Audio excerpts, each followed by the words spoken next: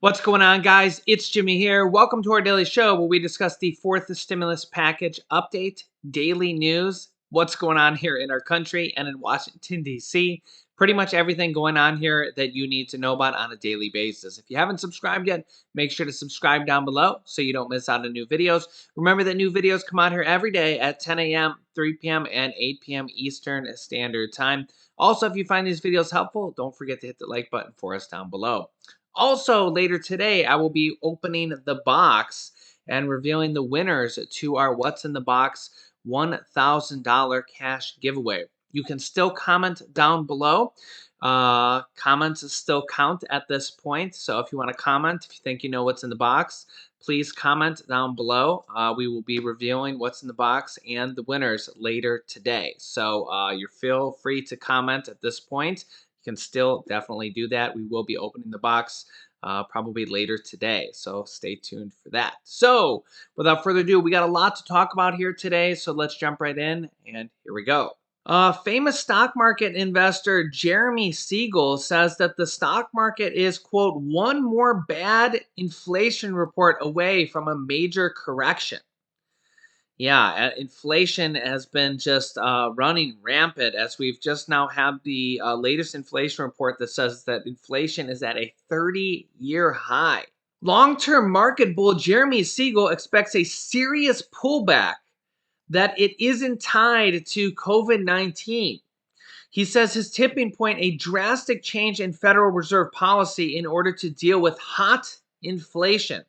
He says, quote, if the Fed suddenly gets tougher, I'm not sure that the market is going to be ready for a U-turn from Federal Reserve Chairman General Jerome Powell may take if we have one more bad inflation report, as if inflation wasn't bad enough.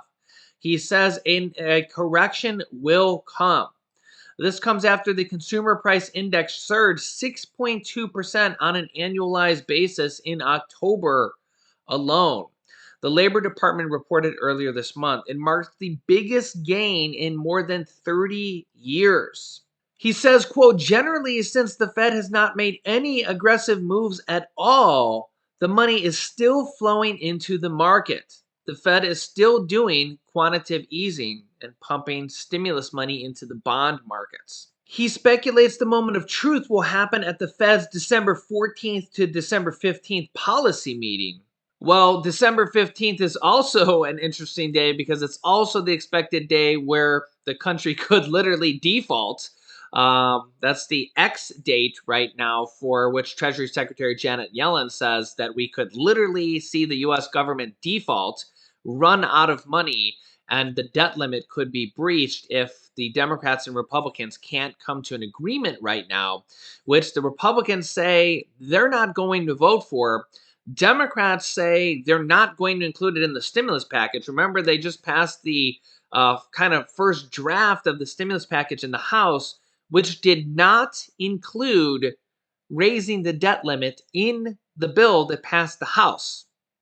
So as of right now, Democrats aren't going to raise the debt limit, and Republicans aren't going to raise the debt limit, and yet we're potentially 2 to 3 weeks away from the country defaulting. Who's going to raise the debt limit? And if we don't raise the debt limit, literally Social Security payments aren't going to go out. Child tax credit payments aren't going to go out. Bond interest payments aren't going to go out. The credit rating of the country is going to go. And literally the economy is going to go the exact same way. The stock market, people's pensions, people's 401ks. I mean, literally, it's like the worst economic scenario we have probably ever dealt with in our lives. People have literally said it could be like the Great Depression all over again. Kind of a, I mean, yeah, I guess you could say that the Great Depression was somewhat man-made. It was kind of our own doing. I mean, I don't know if anybody here is alive that was in fact, is anybody alive that's watching this was alive during the Great Depression? Comment down below if you were. But, that did kind of have to do with the stock run up. And a lot of people would say that that kind of was of our own making. But this would really be of our own making because this is a very preventable thing. Okay, this isn't kind of an unforeseen thing where like, oh, kind of things just kind of got out of control and things just happened. We're like the 2008, 2009 economic crisis with the housing crisis, right? Things just kind of got out of control and one thing led to another and then just boom, we had a recession, right? And when you look at the the recession that we're in right now or that we were maybe just in with the virus, well, that wasn't really anybody's control. Well, maybe even that's debatable with the whole virus in the lab and the well, whatever your thoughts are on that, right? Um, but this is 100% preventable. All we need to do is get the Republicans and the Democrats to agree and pass a simple bill. All we need is 60 votes in the Senate. That's it. That's it. Can they do it? At this point, the answer would be unlikely. Republicans are saying no. Democrats are saying they're not going to put it in the stimulus package. Remember, they just passed the bill in the House and didn't even put it in there.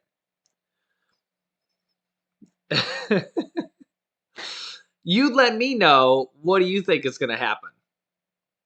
Because we're down to T minus 2 to 3 weeks at this point. It seems like days just keep ticking on by, and what's going to happen? Meanwhile, here's an interesting article. Americans could receive another $376 billion in stimulus relief. Yeah. And honestly, there's all sorts of stimulus programs like this going on all the time. If you watch my channel, you know I'm letting you guys know about different programs like this all the time. And this is another one here as well. Yeah, as you can see here, the rising cost of natural gas will make it harder for Americans to heat their homes this winter. COVID relief funds could be made available to help ease that burden. Despite a recent dip in prices, the cost of natural gas has soared this year, along with basically everything else. As of late September, it was up more than 180% from the previous year. Oh my gosh. Lord help us. That's putting a lot of people in a tough spot already in some parts of the country. The heating season has become at home, but with costs being so high, many homeowners will no doubt struggle to keep up with their utility costs. That's the bad news. The good news is that there's leftover stimulus funds that may be made available to help offset these higher bills. And many households avoid landing in debt, worse, having their heat cut off. A $376 billion pool of money is still up for grabs. On November 18th, the Biden administration announced it intends to take funds from the third stimulus check package bill, the American Rescue Plan, passed in March to help Americans cope with rising heating costs. That bill was the same one that sent the third round of direct stimulus checks into American bank accounts, the $1,400 stimulus checks that were passed in March underneath President Biden that started going out in April, mostly in April, yeah.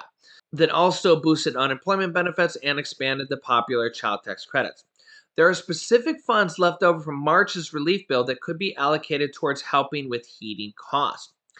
$4.5 billion from the Low Income Home Energy Assistance Program, $25 billion from the Emergency Rental Assistance Programs. Those eligible for help in paying past due rent are also eligible with utility costs, so this isn't a stretch. We cover rental assistance here as well all the time here on this channel. I have links down below in the description of this video about rental assistance and homeowners assistance in the description of this video. Definitely check those out. $350 billion for the state and local funds. I just did a video about all the different states. Honestly, the vast majority of states haven't even sent out their state money yet, and there's probably going to be a lot more states doing that as well. But I want to let you guys know about this this LIHEAP fund. LIHEAP, Low Income Home Energy Assistance Program. If you're low income, A lot of people have gotten this, okay? Most states have this available. I think there may even be more funding becoming available for this as well. Okay, and I'm going to put some links down below in the description of this video for you guys. Okay, and this you can get basically your home energy bills, your utility bills, or your electric bills paid for. I have had hundreds of comments. I covered this, I don't know, a week or so, two ago. I've had hundreds of comments of people saying, yes, Jimmy, I got $500 paid. Yes, Jimmy, I got $1,000 paid. Yes, Jimmy, I got $1,500 paid, $1,200 paid, $800 paid from these programs that are available in most or all states. Okay, some states may have run out of money, but they might be getting more money as well.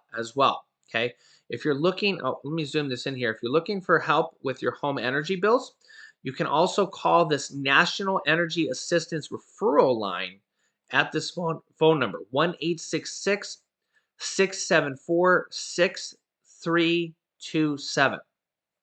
Okay, 1-866 674 6327. I actually had a lot of people in the comments saying that it was pretty easy to get approved for. Okay, but I'll put the links down below to one link to this page. Okay, this is the LIHEAP kind of detail page. It'll be basically this page. And another link to the state page where you can click on your state and kind of, for example, you can click on Texas, and then you can click on this page, just as an example here, and then you can go right to your Texas state and then click on how to apply for that state, okay? Just as an example here. If you're from, and again, you would just click on your state here. So if you're from the state of Florida, you would then click on your, how to apply for the state of Florida, and then click on, then you go to your Florida state page, and then you apply there, okay? And they have, for example here, if you're from Florida, it shows that the maximum income you can get if you're a family of one to apply for this is $25,000. If you're a family of two, $33,000. If you're a family of three, is $40,000. If you're a family of four, $48,000. Okay, just as an example here for the family in Florida. Okay, but this is just one of the stimulus type programs that I cover here on the channel. I'll be bringing you programs like this all the time here as I find them, as I cover them, cover programs like this all the time here on the channel. So again, it's just kind of what I do here, just bringing you guys as much help as I can here on the channel. Also, if you have any friends or family that you think might be available for this, might need to apply for this, share this video with them, share the channel with them. There's a share button down below, or just say, hey, it's Jimmy on YouTube. Make sure they subscribe. Again, subscribing is completely free so that they know about these programs as well, or just click share down below, share this video with them, send it to them on Messenger, or, instant message or anything like that, so they can apply. Because again, I've had literally probably over 100 people last time I mentioned this that said, yes, Jimmy, I have gotten $500, $1,000, $1,500, $1,200 on this. And I believe you can get this on an annual basis. So almost every year you can apply for this and get $500 to $1,500. Okay, this is just one of the type of programs that we cover here on the show. This is government money literally available to low income families. So keep that in mind. Okay, next up on the fourth stimulus package, Nancy Pelosi and the House of Representatives, they were asked directly, what do they think is going to happen when the bill goes to the Senate? Here's their answer. Yes, sir. Minister, this was a huge vote today, but it won't be the last vote. Yeah. Are you confident you can keep the momentum going to actually get the final version of this bill to the president's desk? Yes, but I'm going to yield to some of my colleagues on that, and I'll close with that as well, because this is huge. It is 90-some% of the bill was written together, House, Senate, White House. There were some differences at the end, and we'll deal with those as we go forward. What will happen is we have different committee system in the House than they do in the Senate. So this bill will now be reshaped to their committees. And at that point, we'll see what where we need to, shall we say, reconcile our differences. But at the end of the day, we will have a great bill. Mr. Pallone, would you like to speak to that? Yeah, I mean, look, the fact of the matter is that over the last few months, and particularly in the last few weeks, we have been working with the senators, not only Manchin and Sinema, but also with the chairs of the committees in the Senate. So, I'll use two examples. One is on the drug pricing, right? We've been basically drilling down and getting Sinema's input, getting the Schumer's input. And so I do believe that the drug pricing provision that you see is it. I mean, I don't know. I guess there could be some changes, but I don't think they're significant. And the fact that we have negotiated pricings and we have savings, as the CBO showed, it means that this is a provision that saves money and at the same time does a lot in terms of affordability for seniors and others. The same would be true for methane, right? Nancy and I and the group went to Glasgow for the climate conference, and they were touting international action on methane. So we have this very important provision with regard to methane emissions that was worked on with the senators and was also worked on with House members over the last few weeks. So I believe, just using those two as an example, that this is pretty much it. I mean, there may be some additional changes, but, in terms of paying for it, and in terms of the actual substantive authorizing language, I think we're pretty solid at this point, and there's no reason why this bill couldn't, pretty much come back from the Senate with some minor changes, nothing major, in my opinion. Thank you. On the education and labor parts, we have pretty much agreed with our counterparts in the Senate. Child care, which will allow parents to go to work if you're in a low to moderate income situation. You really can't afford child care, so you can't afford to go to work. Pre-K, which is so valuable for future education, universal.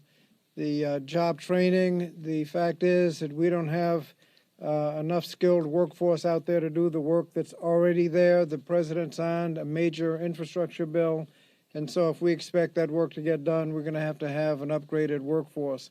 Major investments in workforce development and higher education.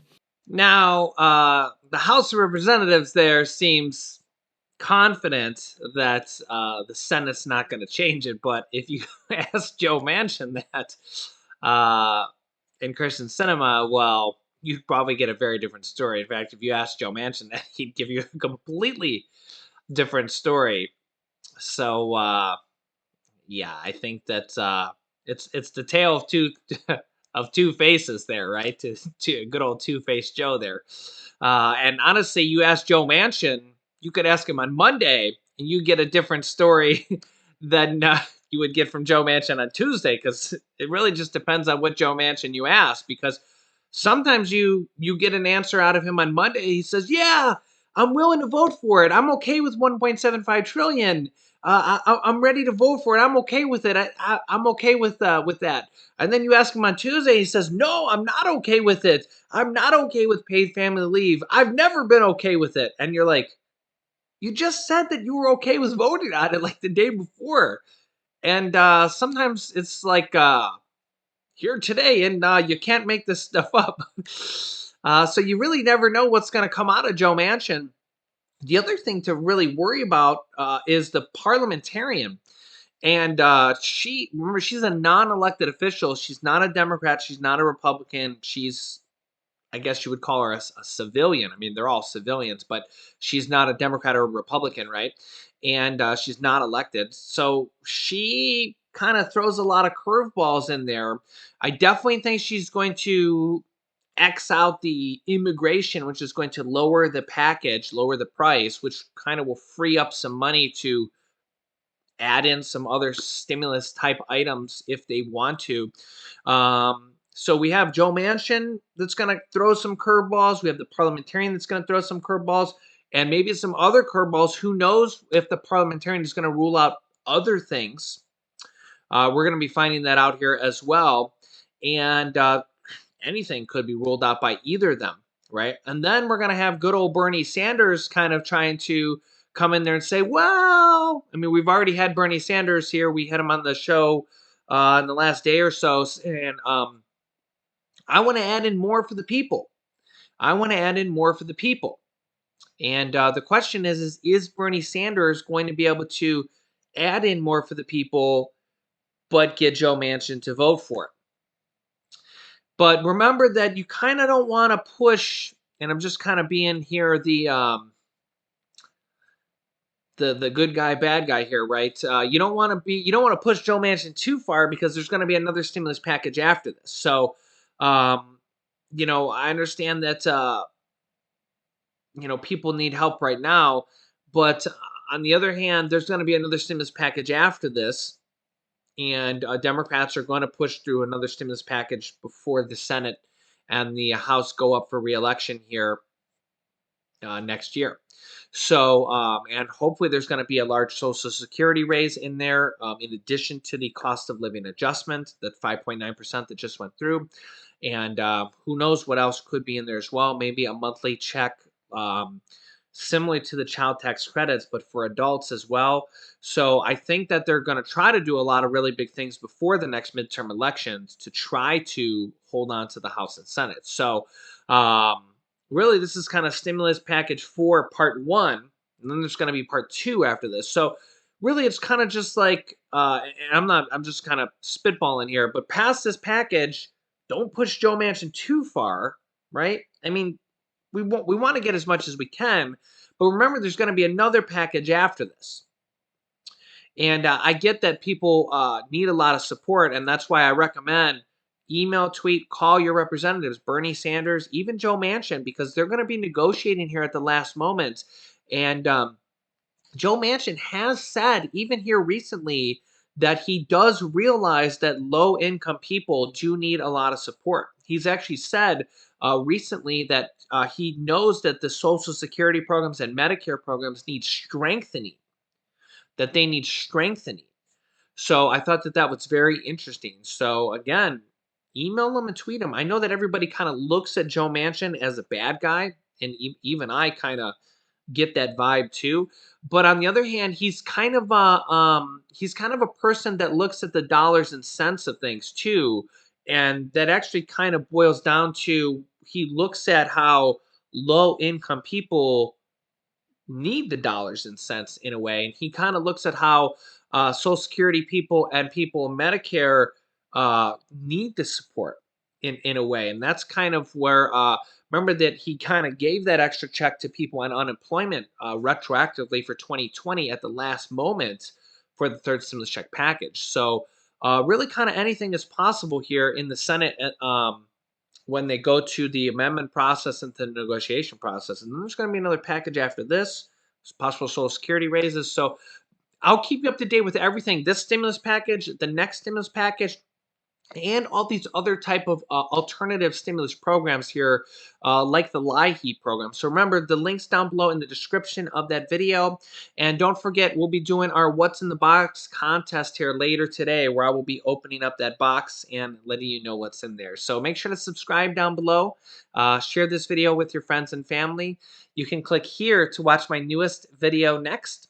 And you can click here to watch my video about Social Security raises. There's 2 new bill proposals to raise Social Security benefits by hundreds of dollars per month. So click on one of those videos next. Thanks, guys, and I will see you in the next video.